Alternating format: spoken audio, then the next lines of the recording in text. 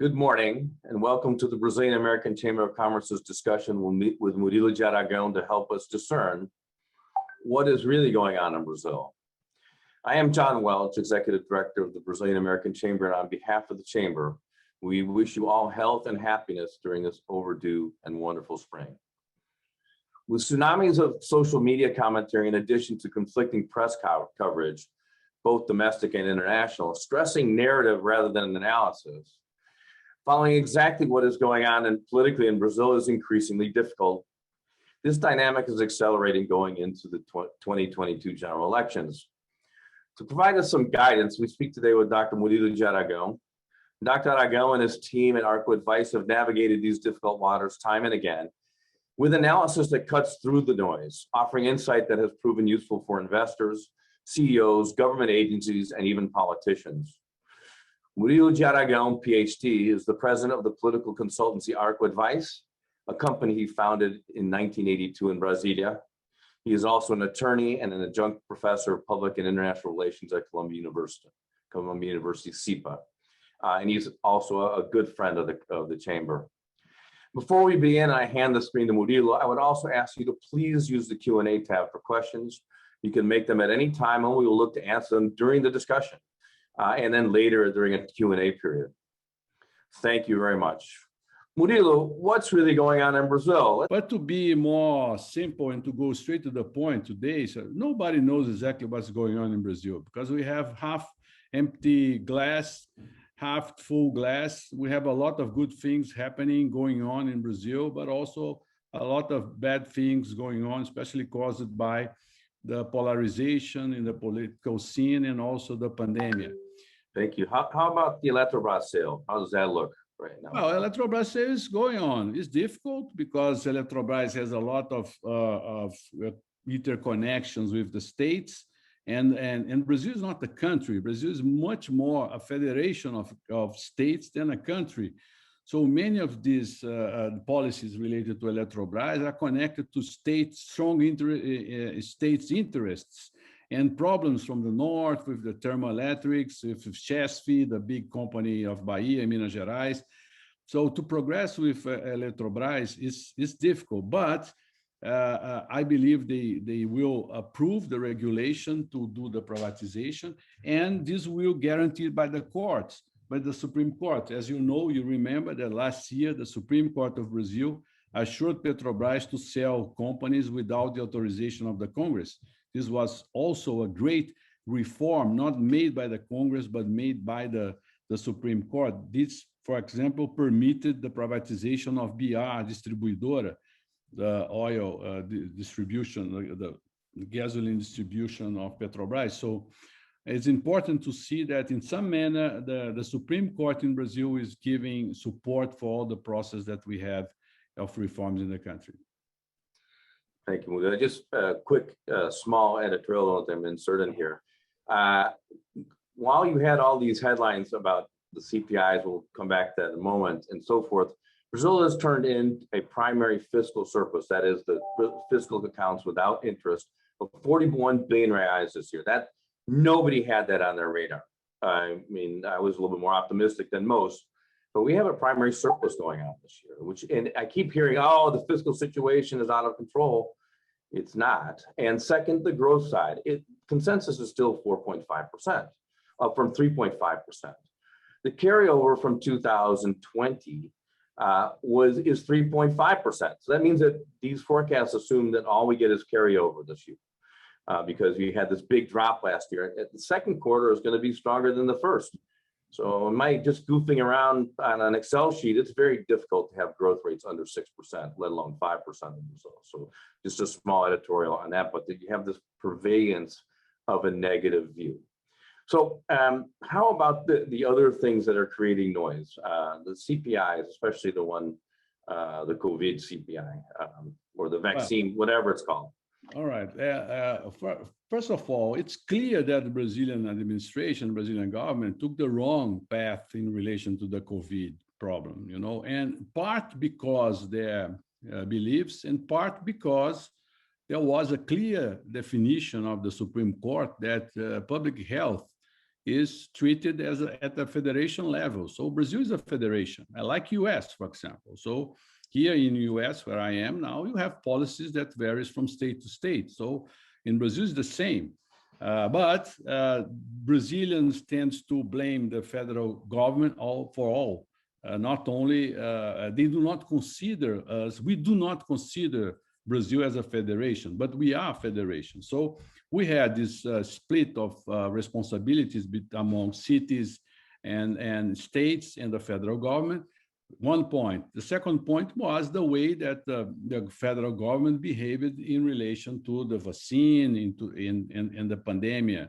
And they thought that we will have a general protection, imunidade de rebanho, soon, that this will end as most of the pandemics in the world, and this didn't happen. So in the end of the year, we were facing a second wave of COVID and without enough vaccines for all the Brazilians. And now we are running to close the gap these days. And probably we will, in the second semester, being very aggressive in terms of vaccination programs. But this was a mistake of Bolsonaro. And he is paying for that mistake. And the CPI, this ad hoc committee, is a political investigation. It's a right of the opposition to create this ad hoc committee. And they are hitting the scene in order to make Bolsonaro weak. Is causing a lot of noise in the press, but the political establishment is looking for the issue without preoccupation. They do not believe that the ad hoc committee will end with concrete consequences. It's sure that in the end, I believe, because the opposition is majority, they will blame the president, they will ask the Congress to investigate the president, and the general attorney also to investigate the president, and also to with the possibility of asking an impeachment process. But considering that that's not the interest of the opposition, actually, they prefer to keep boiling Bolsonaro until the election than killing him now and putting Mourão as a president. And Mourão can organize the new administration, for example, and impede the opposition to win the election next year. So the strategy of the CPI, of the ad hoc committee, is to keep Bolsonaro under pressure, under the pressure of the headlines, but not killing him politically. So a lot of noise, but few consequences, concrete consequences in terms of the political scenario. And by the way, we have to consider that in some manner, this positive economic news can cause an impact in his popularity. And also it's important to see how resilient is Bolsonaro. Even under his heavy attack and committing a lot of mistakes in relation to the pandemic, he kept around 30% of approval, which is a kind of matters of security to protect him for a political trial, such as an impeachment. John. Very good. I'm going to start, we're getting some very good questions from the audience, so I'm going to intersperse them with what I put down as an outline. So going back to the reforms, there's questions specifically about how does it look for administrative and tax reform, in addition to the other reforms we've already talked about? And just how is the dynamic between the executive and Congress on that front? Well, actually, if you look, the Congress are more interested in doing the reforms than the Congress, than the government. And I explain why. Administrative reforms touch in a lot of rights for civil servants. And this government has a lot of influence of the civil servant mentality in Brazil. Even considering that these administrative reforms are not touching the rights for the current civil servants, the corporatist structure of the civil servants do not wish to lose their power of influence the government.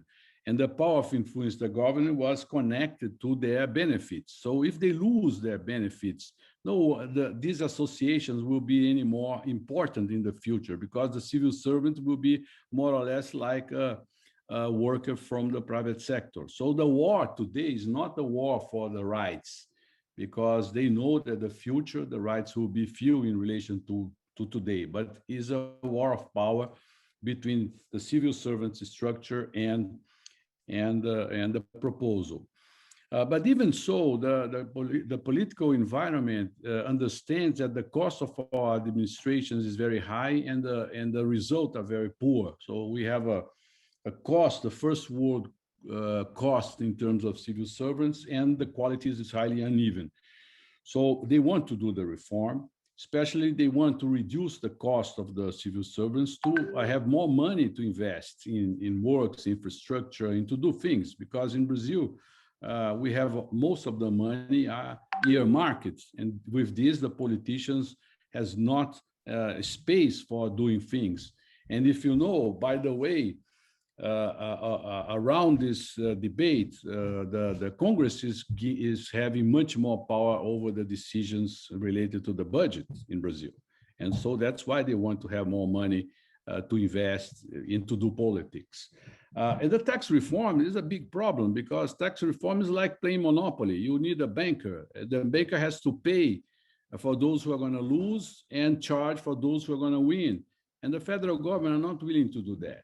And those who are going to lose are not willing to accept the new rules. And those who win with the current system do not want to lose their benefits. So what I see is a very complex scenario for the tax reform. And I consider that the best way is to do reforms by slices and to advance step by step instead of trying to tackle with all the system from one day to another. I believe there's no conditions for that. And we're going to see some modest progress in the tax reform. Before I make you specific questions, and we have many from the audience, maybe give us an outline of how you see this dynamic right now, the electoral dynamic for next year. Well, clearly we have a polarization situation where Lula and Bolsonaro are leading the race with 30% each other.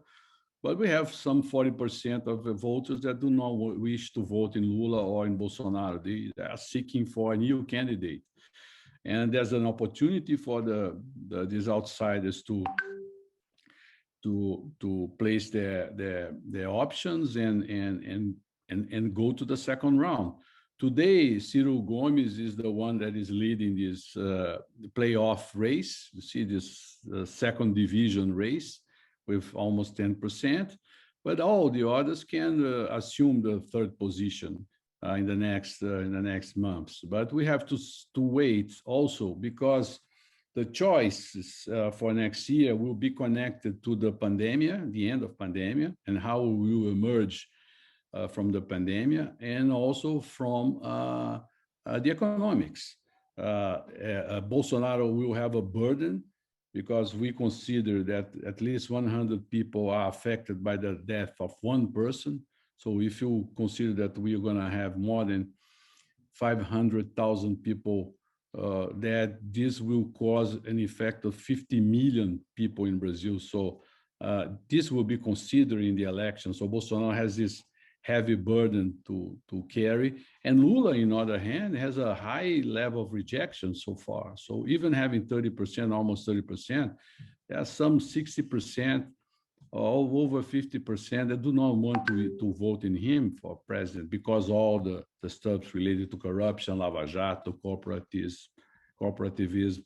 So there's a ground for there's room for a new candidate, a new option, but so far we don't know who will be this candidate. It's a kind of playoff to allow this candidate to be running among the top three, and then wish to profit from the rejection rate for all from the rejection rate of Lula and Bolsonaro to reach the second round.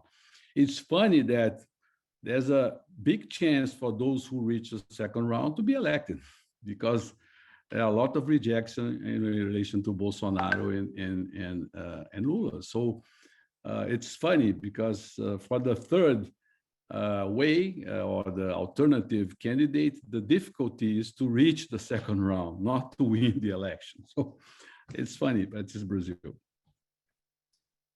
Very good. We have a sort of an interesting question here. Does Brazil have a Biden I would say maybe the United States was hoping to have a Temer. But anyway, maybe you can talk a little bit about someone who has a little bit more middle ground posture and also postures more as more presidential posture, let's say, than the current candidates. This is a dream of the night of summer night. It's a dream for in a summer night situation. We cannot have, unfortunately. We will like to have a kind like Biden, to pacify the country, to reduce the heat. Will be nice for Brazil, but the political system of Brazil is complex, and Henrique Meirelles tried to be a kind of Biden last election. You see, a kind of old fellow with credibility, with a strong track record, so with proven success, but this was not enough to mobilize the voters. So the voters in Brazil tends to be mobilized by a kind of reality show or the thermal sensation of the economics. So that's why, in some sense, all the artillery against Bolsonaro is not making huge effect in his popularity, especially among those who are connected to the right-wing sector of Brazilian politics. So the thermal sensation will be very important to the decision next year. So I do not see so far a room for a kind of Biden, because the Biden stuff in Brazil to happen was to be a result of understanding of all the parties of this center of Brazilian politics in relation to one candidate. And this is totally against the software of the big parties of Brazil. And I will explain. The parties in Brazil, they are powerful because they have people in the Congress.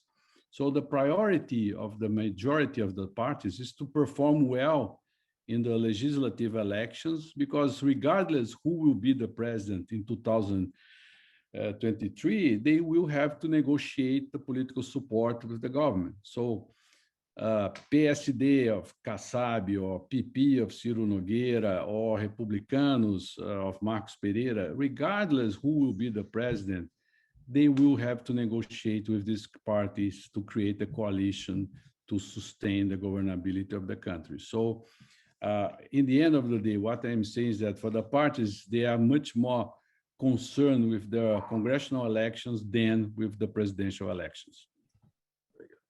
And that brings us to, we're going to start looking forward more just beyond the election. But when you use the word governability, I think you just mean in terms of getting stuff done. And really, we have some questions, and I have some questions about the tensile strength of Brazilian democracy. As you said, Brazilian democracy is complex, but all democracies are complex.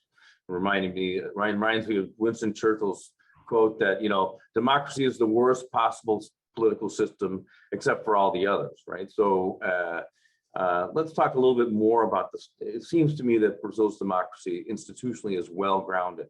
It's not as well-grounded as the United States, but that's my view. Maybe you have a different view in terms of that. And we also have a question, it really has to do with the culture you were talking about a little bit more, the cultural challenge regarding the approach that Brasilia fights the power battle as we go. But it seems to me that the system, it's a republic, a federalist system. It's sort of worked over the last couple of years, certainly as that way, as you mentioned in the pandemic. Maybe talk a little bit more about the tensile strength of Brazilian democracy. Well, that's a very interesting question, because for many, it appears that Brazil has a weak democracy, and it's not my opinion. Even with a lot of bad aspects and confusing aspects, we have a democracy that is working in the sense that we have an election that is fair, almost is fair. We have freedom of press. We have three institutions that fight each other to balance the govern or the administration of the country, sometimes with exaggeration. Sometimes the judiciary takes decisions that are not totally fair in relation to the public administration. Sometimes we see the Congress advancing over the competencies of the government in relation to the budget. But actually, we have three strong institutions working in Brazil, and this in certain manner impedes Brazil to have a kind of coup d'état or becoming a Venezuela or things like that. No, this is almost impossible. It's not impossible because, as I said, in politics, everything is possible. But I can say to you that the institutions in Brazil are strong enough to impede a coup d'état or a big setback in terms of democracy. The second aspect about the institutions that we have a lot of good institutions in Brazil, like Banco do Brasil, Petrobras, Vale, BNDES. I'm saying these companies that Vale is a privatized company, but it was a state-owned company. So, but we have institutions from the Receita Federal, Banco Central, BNDES. They are very good in quality. And this also gives a certain comfort for Brazil in terms of institutions. So they are organized, they are competent, they work well. We have one of the best central banks in the world. And I like to say, I forgot to say that Brazil promoted one of the strongest debankarization in the world. We have more than 350 fintechs operating. The expansion of credit are very huge.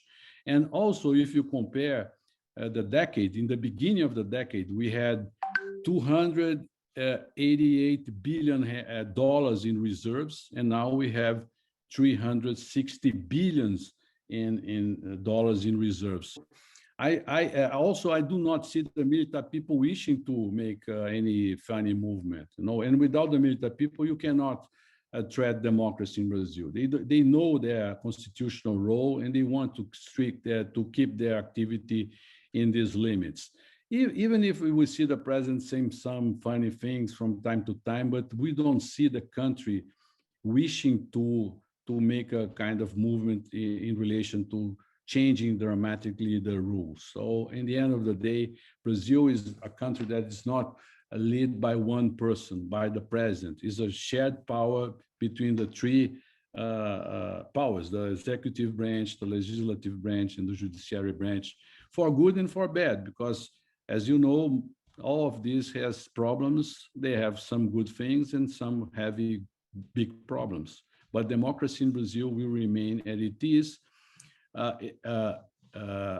advancing in a slow pace, but becoming stronger day by day. Very good. The next, I'm combining two questions. We have two that are somewhat similar, and this has to do with what you're talking about in terms of investors' confidence in, at least in the democracy and the judicial system. The first is, this very bizarre thing that Brazil has, where if you are an elected official, you get a privileged forum. That is, you can only be tried by the Supreme Court. Where do you think that might go? And then can Brazil survive without a formalized Lava Jato effort? Is anti-corruption ingrained enough in the judiciary and in the police and the investigative parts of intelligence to continue to combat corruption the way we saw during Lava Jato? Well, Lava Jato was a very important event for Brazilian history, and will keep causing effects in the future. I do not see Brazil returning to the previous situation, especially in the aspect of the crony capitalism that we had before, where big companies, big corporations were funding parties and elections in exchange of having privileges in the biddings and in concessions and things like that. So all of this went to the past and will stay in the past, and I do not see Brazil returning to the crony capitalism that we had before. Second, with all the problems that we have in this administration, they are not oriented to buy political support in exchange of privileges in hiring, biddings, tenders, and public contracts. So this is a new situation in Brazil. But considering the size of the public administration, we have almost 6,000 municipalities in Brazil, 27 governors. We have corruption everywhere, so it's difficult to control corruption in Brazil because the size of the state, the amount of money collected. We have almost 34% of the GDP in tax collection. Brazilians loves to pay taxes. As you know, we had only in these first 3 months of the year 600 billion reais in collection. April was a record, a historical record of 156 or 58 billion reais in collection. So Brazil is a funny country where people like to pay taxes, even having a not very good public service in exchange. But we still have a problem of corruption because in Brazil is a nation where the state is bigger than society. And that's the difference between Brazil and the United States. The United States was created by society. Society organized the country and created a country, created a nation. Brazil was created by the state. So this relation, it's a hierarchical relation where the state is more powerful than society. And one of the ways to compensate these unbalanced situations is through corruption. And this is a fight that we will have to fight for the next years ahead, and will depend especially in the education of our people and the political renovation. It's not an easy task to end corruption in Brazil, but I believe that we are progressing in a consistent manner. Also, we have to consider that the attorneys in Brazil, the public attorneys, are very powerful.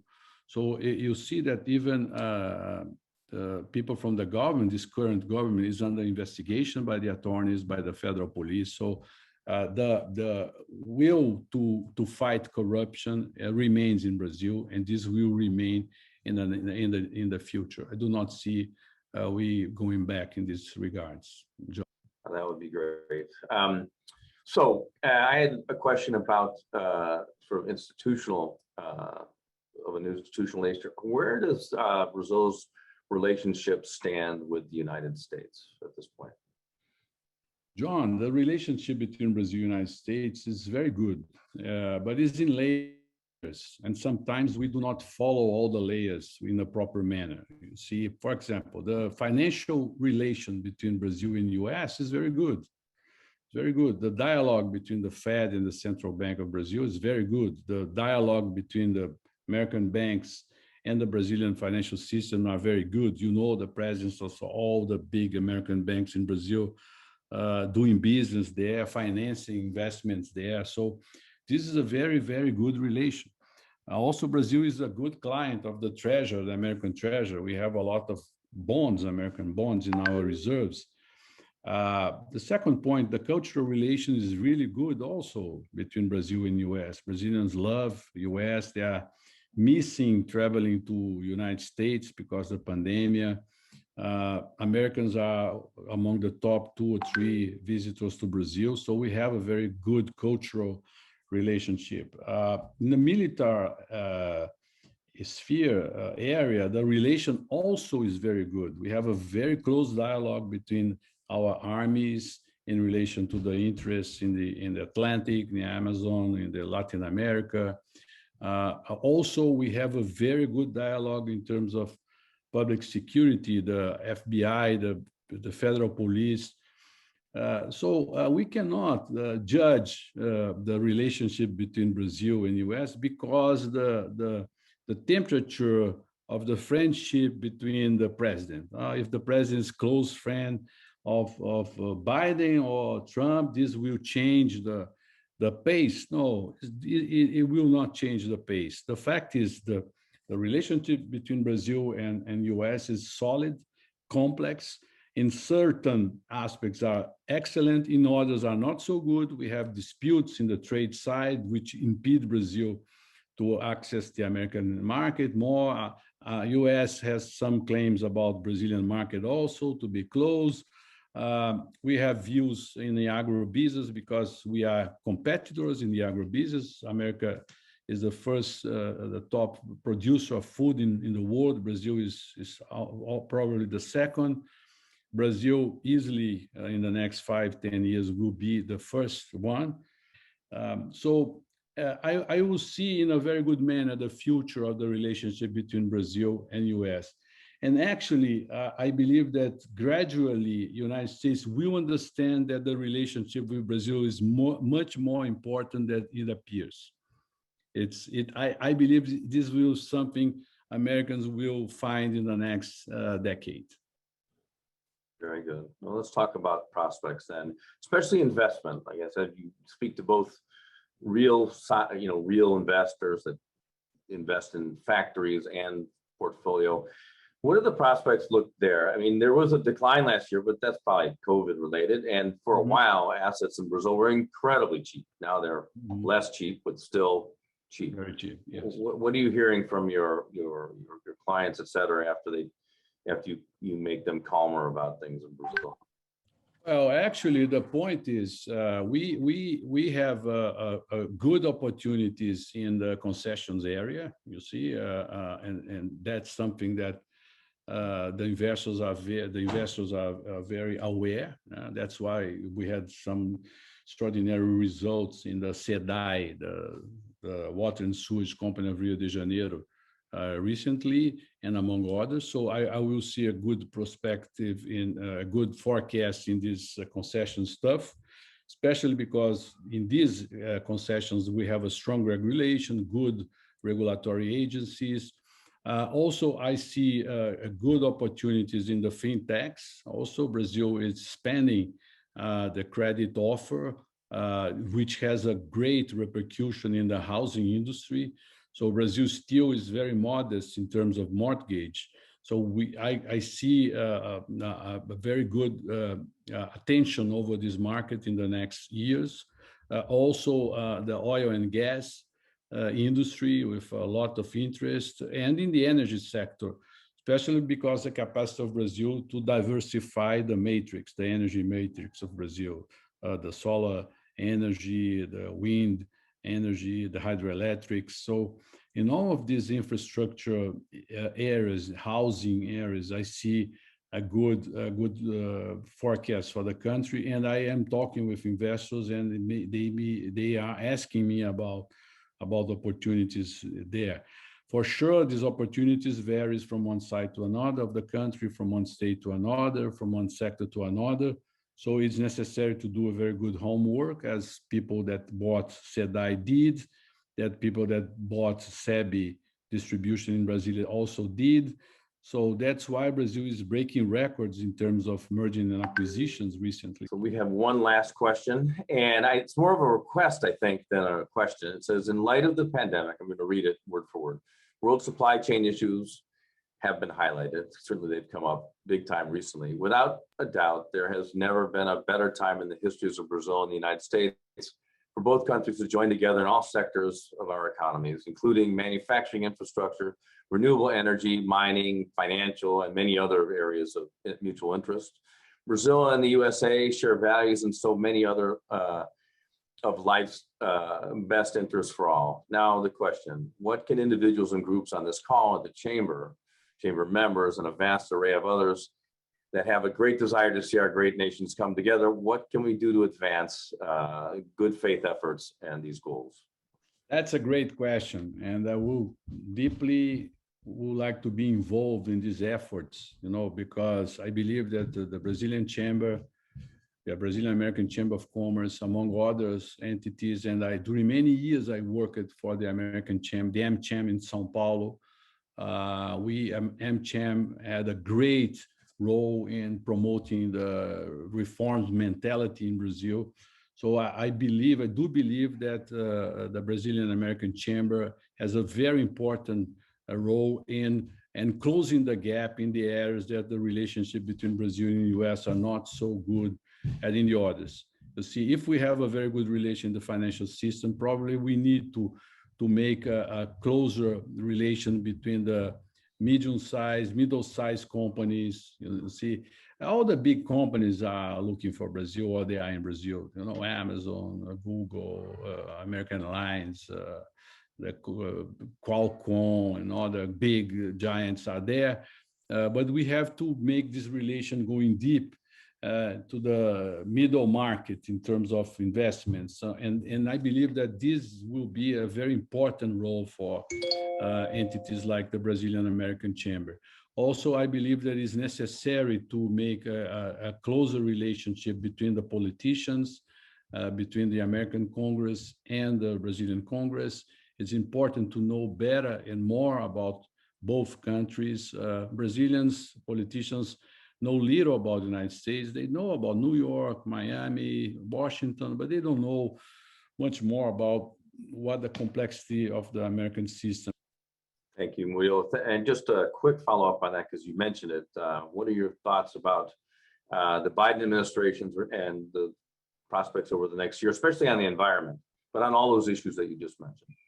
Oh, I believe that he will do, he is restoring the role of the United States in the multilateral arena, and this will cause an effect in Brazil for sure. I believe that this influence will be very, very important. But this influence or this narrative needs to be followed by concrete gestures, see? And that's the point. Recently, my son, Tiago, made a testimony at the American Congress about the relationship between China and Latin America. And he pointed that many of the intentions of the United States do not materialize in concrete actions. And in many of the intentions of the Chinese are materialized in initiatives like funding and infrastructure initiatives. For sure, different models of economy. So the Chinese government has conditions to invest directly in a port or in an infrastructure facility, different from US. US relies much more in the private sector. But I believe that is important to have this initiative more concrete and visible. And I believe that Biden will do that. And we saw a recent move in relation to the vaccines, when the American government is offering the vaccines for the countries, and besides those vaccines that are already produced, but also it promised more 500 million vaccines for all the countries in the world. So these initiatives are really, really important. And we hope to see Biden doing this, and this will be very good for the image and for the political capacity, for the soft power of the United States. So Biden is restoring the soft power of the United States, I believe. Well, thank you, Murillo. As always, that was excellent. You cleared up a lot for us, and thank you all for joining. Before we close, I wanted to remind you that our next webinar will take place on next Tuesday, the 15th of June at 10 a.m. when we host a discussion on investing in Brazilian agribusiness through M&A, market, vehicles, and legal outlook. Again, thank you all for coming, especially to our members. For those that are not members, please watch the brief video that follows, and we invite you to join the chamber. In the meantime, stay healthy and happy.